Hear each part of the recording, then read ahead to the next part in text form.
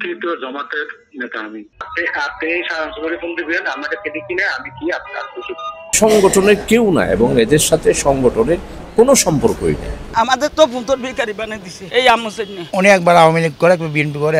Chittagong সাতকানিয়ার SM Ahmad Hossain অবৈধভাবে ভূমি দখল, মিথ্যা মামলা, বৈষম্য বিরোধী ছাত্র আন্দোলনে হামলা, ব্যবসায়িক প্রতারণা সহ নানা অপকর্মে জড়িত থাকার অভিযোগ রয়েছে তার বিরুদ্ধে।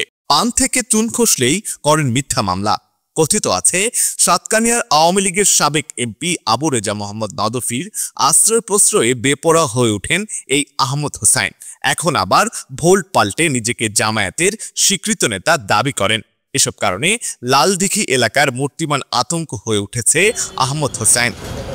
তবে স্থানীয়দের অভিযোগ, দিনের পর দিন আওয়ামী স্বৈরাচারী সরকারের সাথে আঁতাত করে প্রশাসনের নাকের ডগায় বীর দর্পে প্রতারণা বাণিজ্য চালিয়ে গেছে এবং সরকার পতনের পর বিভিন্ন রাজনৈতিক দলের নাম ভাঙিয়ে প্রভাব বিস্তার শুরু করছে।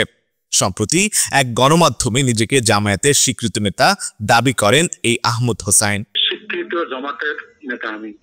আপনি সারাংশে ফোন দিবেন, আমাকে কেটে কিনে আমি কি আপনার ভুক্তভোগীদের অভিযোগ, নগরীর কোতোয়ালি লালদিঘি এলাকার ঐতিহ্যবাহী খান বাহাদুর আমান আলী পরিবারের শত বছরের পুরাতন ভবন হাসান মঞ্জিল সহ পাশের হিন্দু পরিবারের শেষ সম্বলটুকু জোরপূর্বক কেড়ে নেওয়ার চেষ্টা করছে হোসেন গংরা। আমাদের তো ভুতর ভিখারি বানিয়ে দিছে এই আমসেন নিয়ে। ও তো খারাপ লোক, ও তো এই জবরদস্ত এগুলো করছে না, এগুলোর বিচার নাই।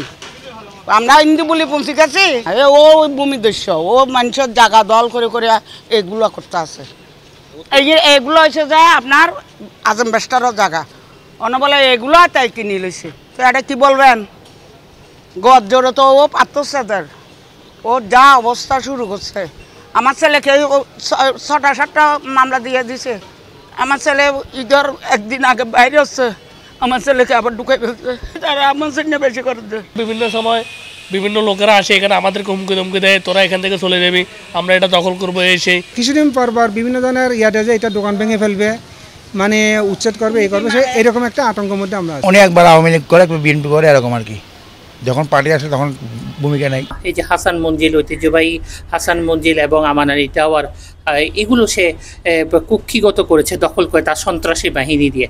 এবং তৎকালীন সাবেক এমপি আওয়ামী দোসর নদবীর ছত্রছায়া এবং প্রভাবে এবং হেলালুদ্দিন আকবর বাবরের ছত্রছায়া প্রভাবে সে এখানের মধ্যে একটা ত্রাসের রাজত্ব কায়েম করেছিল। এবং পরবর্তীতে ক্ষমতা পালা বদলের পরও তার বিরুদ্ধে বিভিন্ন মামলা হলেও পুলিশ তার বিরুদ্ধে কোনো মামলা হলেও কোনো ওয়ারেন্টভুক্ত আসামি হয়েও পুলিশ তাকে ধরছে না।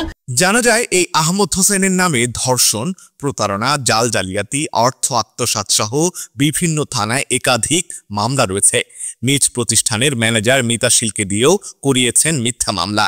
তার নেতৃত্বে পুলিশ পরিচয়ে হাসান মন্দিরে প্রবেশ করে সেখানকার দারোয়ান ও তার পরিবারের উপর চালানো হয় নির্মম নির্যাতন। দীর্ঘ রাত্রে ওরা পুলিশের পরিচয় নিয়ে কোতোয়ালি থানা থেকে আসছে বলে কইরে ঢুকছে।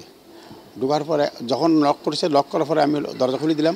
দরজা খুলে দেওয়ার সাথে সাথে ওরা ফটাফট করে আমাকে কি করছে, আমাকে হাত পাও বেঁধে পিছনে নিয়ে গেছে। পিছনে নিয়ে যাওয়ার পরে তো আরও বলছে চুপ, আওয়াজ করবি না, আওয়াজ করলে মেরে ফেলবো। আমার ছেলেকে আর আমার বড় ছেলেকে গলার মধ্যে ছুরি ধরেছে যে ওরা মেরে ফেলবে। আওয়াজ করলে এই দুটোটারে আগে মুখের মধ্যে টেপ লাগা, আর ছোটো দুটোরে টেপ লাগাই ওই নালার ভিতরে বস্তার মধ্যে ফুরিয়ে নালার মধ্যে ফেলে দিয়ে, আর এগুলোর মালের সাথে কর্ণফুলিতে নিয়ে ফেলে দিবে। এইগুলো বলতেছেন আহমদ হোসেন। অভিযোগের বিষয়ে জানতে অভিযুক্ত এসএম আহমদ হোসেনের সাথে যোগাযোগ করা হলে তিনি নিজেকে অসুস্থ বলে ফোন কেটে দেন। আমি এখন অসুস্থ, কথা বলতে পারতেছি না। কথা বলতে পারছেন না? আপনার কমেন্টটা জরুরি ছিল আর কি। আমি খুব অসুস্থ বেশ কদিন ধরে। জি, দিকে জামায়াতের নাম ভাঙিয়ে অপকর্ম করার ব্যাপারে মহানগর জামায়াতের সাবেক আমির শাহজাহান চৌধুরী বলেন, তিনি সংগঠনের কেউ নন। সংগঠনের কেউ না এবং এদের সাথে সংগঠনের কোনো সম্পর্কই নেই। প্রশ্নই উঠুন, দুই আহমদ হোসেনের মধ্যে কেউ জামাত ইসলামীর পোস্টে নেই। এসএম আহমদ হোসেনের নানা কুকুরতি নিয়ে নানান সময় বিভিন্ন গণমাধ্যমে সংবাদ প্রকাশিত হলেও অদৃশ্য কারণে তাকে এখন পর্যন্ত গ্রেফতার করে দৃষ্টান্তমূলক শাস্তি না দেওয়ায় হতবাক স্থানীয় সচেতন মহল। সরকারকে এদের বিচার করা উচিত এবং যৌথ বাহিনীর ক্ষমতা দেশে যারা শুনতেছে, বিডি, আপনার র্যাব আছে, পুলিশ আছে। আশিক আরেফিন, প্রতিদিনের বাংলাদেশ, চট্টগ্রাম।